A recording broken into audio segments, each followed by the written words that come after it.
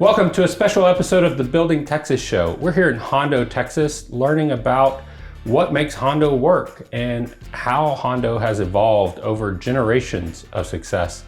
I'd encourage you to like and subscribe to this YouTube channel and learn more about Hondo as we discover the leaders and companies and organizations that are really moving the needle.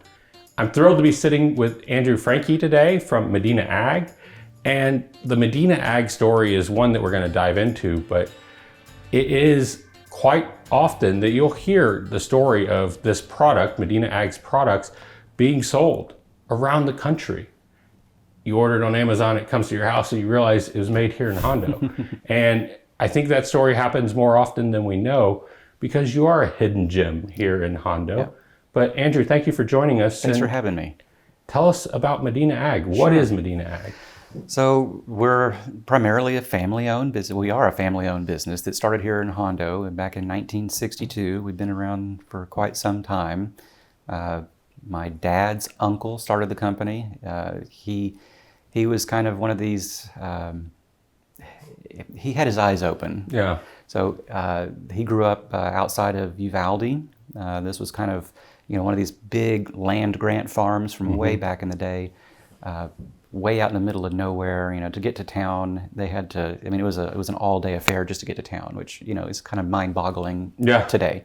And town being like Hondo. Well, or that Uvalde. would be Uvalde. Even. Okay. So he was selected to participate in World War II. Okay. And while he was there, he was kind of we have German ancestry. He spoke German. Okay. So he was kind of a attaché for some of the leaders, so he could go in and speak with the locals and kind of facilitate a lot of those things.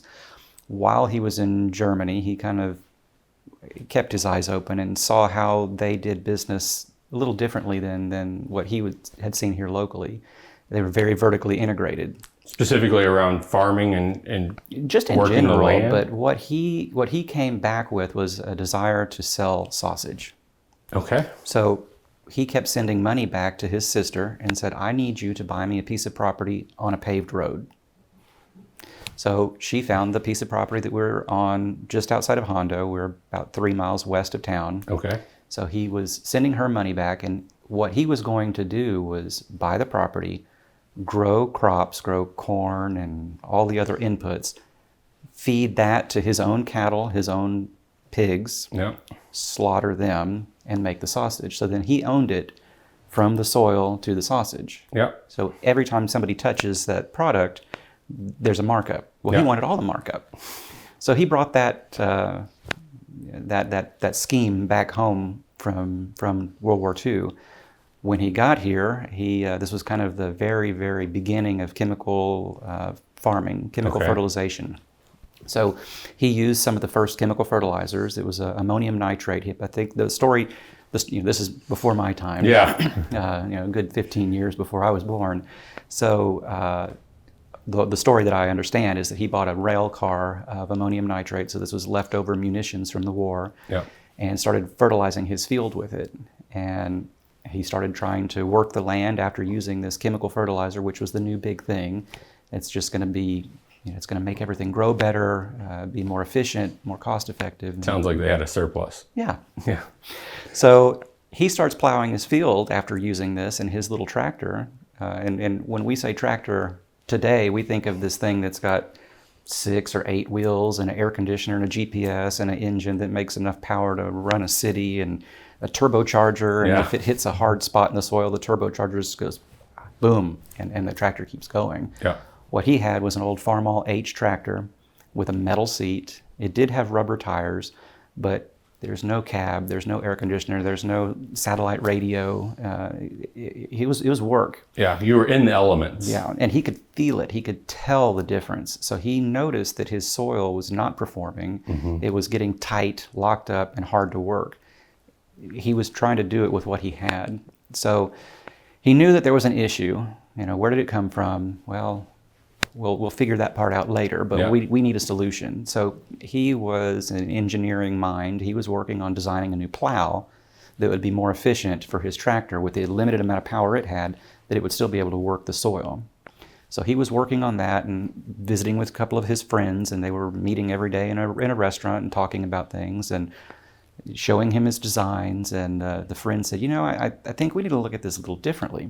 Rather than trying to use brute force and break it up this way, we need to figure out what caused the problem and how can we fix the problem. Yeah. Work harder, not smart, or work smarter, not harder. Yeah, one of those. Yeah, one of the two. Which one do you want to do? So they decided that this was well ahead of their time, but they were kind of on the forefront of this biological farming. Knowing that there were microbes in the soil, and the job of the microbe that would break down chemicals, break down residues, recycle nutrients, make the soil looser where it could absorb and retain more of the water. It's the same kind of system like when we eat yogurt that gets our digestive system going. We had a digestive system problem in the soil.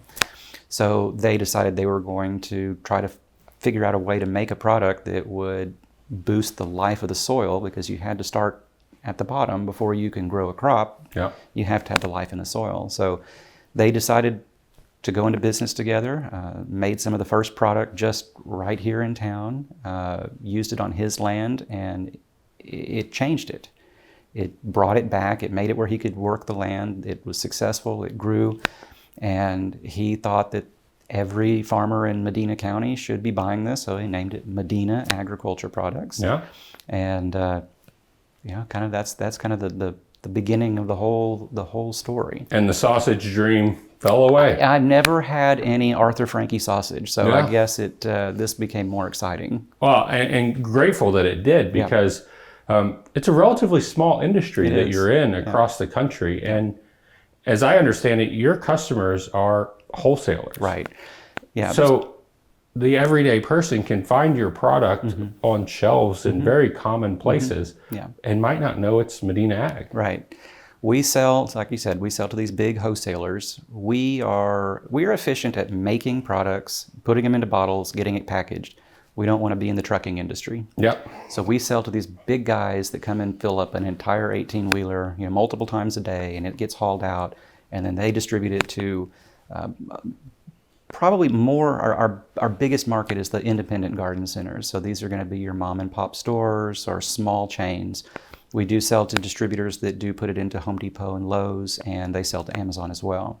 So we don't play any favorites. We sell it to our wholesalers, and sometimes the independent guy is like, I can't believe you put this in Amazon. Well, we don't really have any control of that, but we also like to get it out to as many people as possible.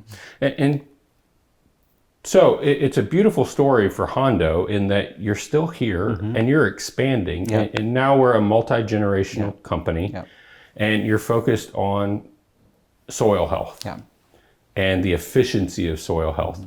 How is technology working its way into this industry and into the work that you do? Because I see it in farming and ag at large. You see the GPS systems coming in. You see drones are a big feature in ag now.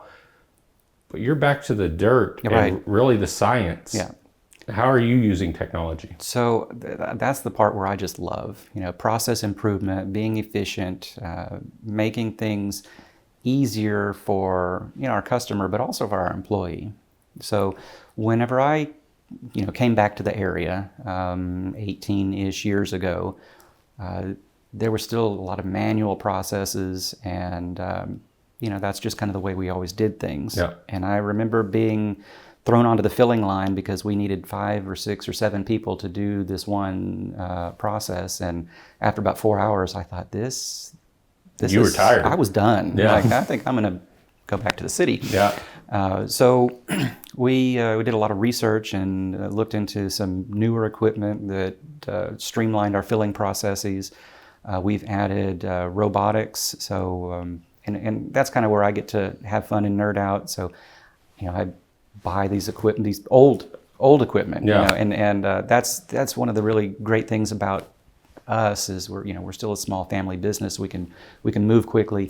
You just have an idea, you can get it done. There's not a committee that you have to go to figure out how are we going to approve this or not. Yeah.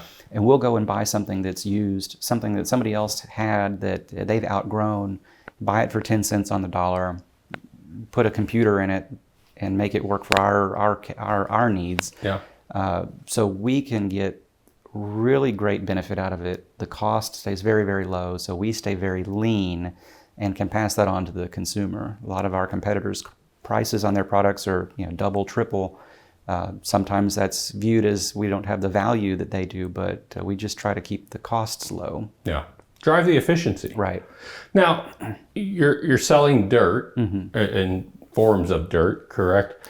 But So soil, dirt. we don't get into some. Okay. So we don't sell any dirt. So Okay. it's just like the soil amendments and the fertilizers. Well, let's dive back in because I do want to distinguish that, because my question is, you talk about all these trucks leaving a day, and is there a concern? In my part of the hill country, we talk a lot about the quarries, mining stone, and we're depleting a resource. But you're not depleting the soil for Medina County. Not at all. You're aggregating the right types of ingredients. Right. Primarily, all of our products go back to that first thing that my great uncle Arthur built. Yeah. And it's a organic culture. So this is a microbe that we grow. Okay. So we feed the microbe and we culture it and grow it up, and then condense it and put it into suspended animation so that we can package it and it'll stay alive. Yeah. In a container, or, from a quart all the way up to 5,500 gallons in an 18-wheeler. Would that be comparable to, just for everybody's, like a sourdough starter or something like that? Absolutely. Yeah. Okay. Very, very similar. So you have your mother. Yeah. And then you put that into the soil, and then it inoculates the soil and starts growing. So it's not only the microbes that we're adding to the soil, but the kind of the special sauce, if you will, is it's an accelerant. So we're not only putting microbes into the soil, we're also helping the indigenous populations grow faster than they normally would. That's incredible. And I think a lot of people forget that Highway 90 is an agricultural highway. If you go out Hondo, Castroville, Hondo, and down all the way Uvalde, there are a lot of fields growing.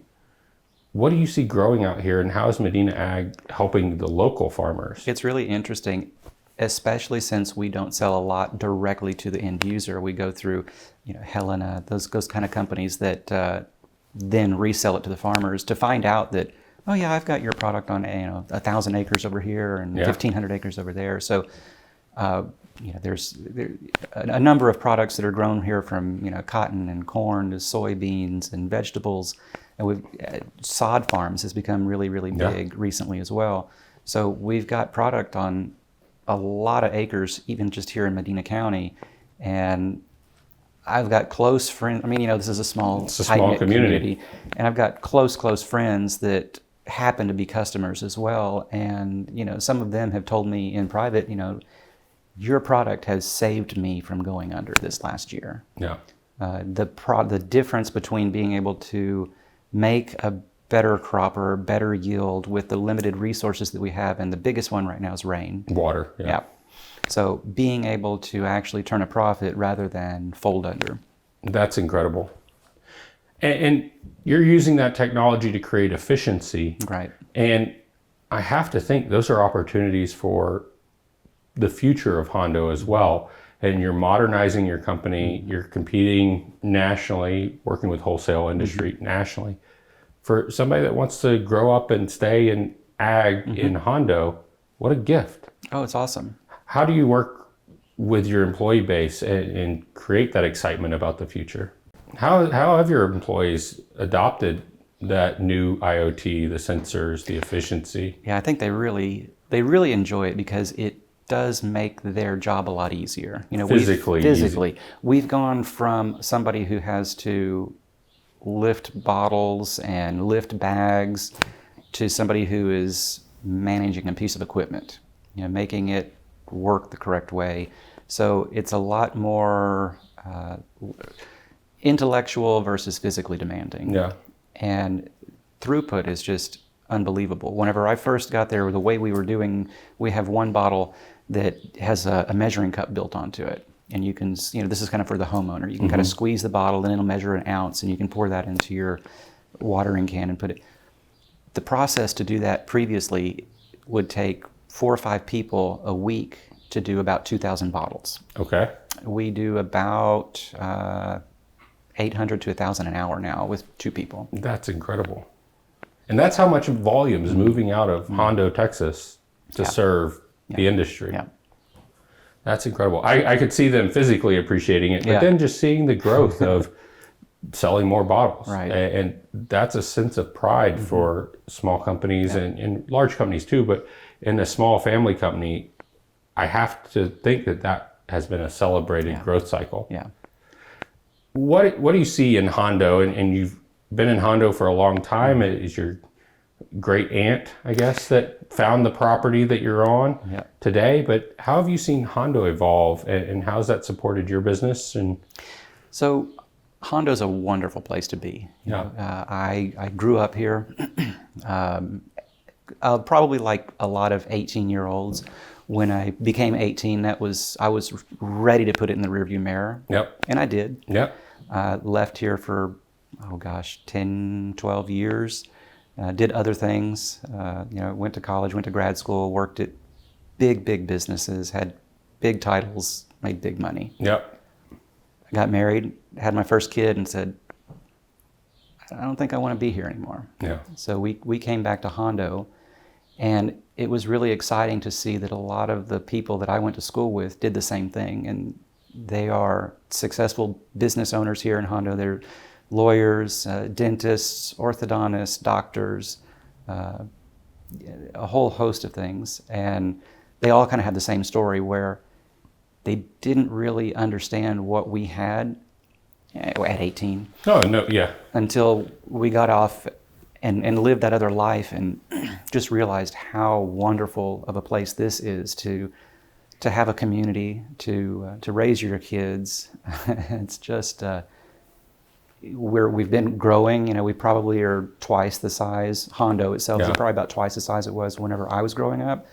But I love the fact that I can go to the grocery store and run into somebody that I've known for 40 years, and you pick up like you have never missed a beat. And it was really neat going into the liquor store at Christmas and getting a bottle of something for my brother, and my wife saying, "Is this what he gets?" And the girl behind the register is a personal friend that I grew up with, and she says, "That's for your brother?" "Yeah, that's what you get." That's what it is. It's still, we have the amenities, we have the growth, we have the people, but we still have the community. Yeah, I do appreciate that, and we talk about boomerang talent a lot. I left my hometown and then came back to it for similar reasons: quality of life, education for your kids. And then just, it is a pace of life that you can enjoy. Yeah. And for you, it's partnered with a big business here in a small community. Yeah. And I appreciate that story, because what you now do is you provide back into the infrastructure. You participate in ways that lift the community up. And that's where I see Medina Ag really playing an active role, whether it's sponsoring Little League or other events. I want people to understand the business that you're doing and how that does impact the future and quality of life of Hondo. How would people get involved with Medina Ag? Where would you call to action the local people of Hondo to know more about it or know how to interact with your brand in a different way? The first thing probably is our website, MedinaAg.com. Medina with an extra AG at the end. There you go. We're actually getting ready to start revamping that, kind of keep going. We always welcome folks to come out and take a tour. Okay. It's really interesting to see how everything moves and works out there. And over and over, when we do have a tour come out, the thing that I keep hearing is, I didn't realize it was this big. When you're going past the plant at 70 miles an hour, it looks like a little building out there, and I think we have 3 acres of roof space. I mean, we have a big facility out there. So we welcome. We've given tours to farm and ranch growers. Yeah, I may take that back. So we've given tours to big farm and ranch growers that have scheduled tours where they're going from place to place to place. We've done homeschool groups and everything in between, and we really love showing off what we've been able to do out there, and the quality products that we can make with the few people that we our employees that are really family that we've known forever. Well, and that's the thing for the homeschoolers, for the students going through, or just people that aren't farmers. Understanding, like to our earlier conversation, you're not selling dirt, you're selling something that goes into the existing soil and just makes it stronger, makes it more useful, more valuable, and ultimately changes that farmer's outcome. When we look at this and talking about Hondo, just where do you see it going in the future? What, as a citizen here, where do you see it going? What do you appreciate about Hondo? You know, Hondo is one of these communities that I think is close enough to San Antonio that we can get all of the benefits that we need. You know, if we need a part or some kind of special, widget to make our business or our lives run, it's convenient. It's also far enough away that we can grow and still maintain our community. San Antonio's encroaching. Everybody's got an opinion on whether or not that's a good thing. I think we're far enough away that it's not going to turn into little San Antonio. So we can have our community, we can have our independence, but we're close enough to the conveniences that we might need.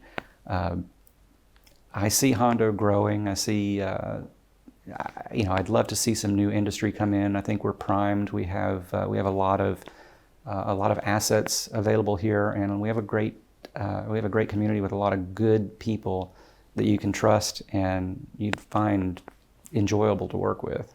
I've been so impressed as I've come down and been a part of some of those meetings, but the collaboration across the community, whether it's the school district, the city, the EDC, the other.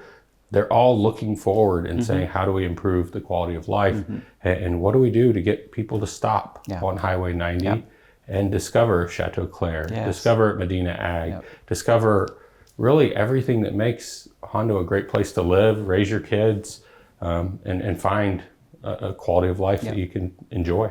Now, we don't want to tell everybody that, though. Well, we'll limit it to the farmers and ranchers. We'd love to have anybody. Well, thank you, Andrew, for the work that you're doing, for the work that Medina Ag does, and how you represent Hondo on a national scale. And I hope this is an opportunity for the local community to really dive into your website, take a look on YouTube. You have some great content out there already that dives into more of the science and the history. But what an incredible story for those that don't know what's happening in their own backyard and creating a lifestyle for the hardworking farmers and ranchers out there. Well, we appreciate the opportunity to come tell the story.